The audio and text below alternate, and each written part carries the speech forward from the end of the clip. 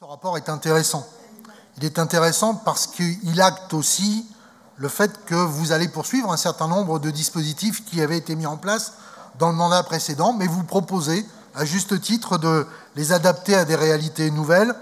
à des besoins accélérés au regard du développement nécessaire du report modal des habitants et aussi de l'augmentation de la fréquentation des TER qui nécessite donc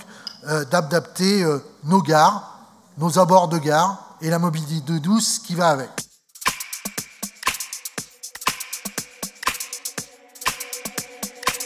Vous le dites aussi, les voies vertes sont des éléments structurants de cette mobilité douce et pour nous, nous l'avons défendu depuis le départ, ce sont également des moyens pour préserver les emprises ferroviaires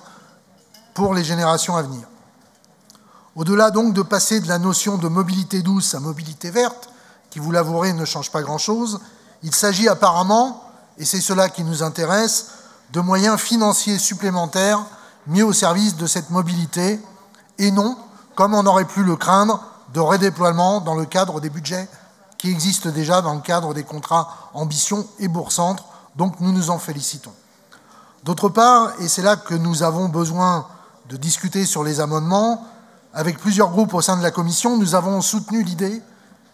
qu'il ne fallait pas mettre de côté le soutien à l'investissement immobilier et foncier pour permettre des projets réellement structurants, mais aussi, et c'est le cas dans le cadre notamment de la réouverture de la rive droite et d'autres, comme le Satonnet-Trévoux, au-delà de ce qu'il sera choisi comme réponse à apporter. Cela vaut également, nous semble-t-il, sur la mobilité douce en lien avec les voies vertes, la Via Rhôna,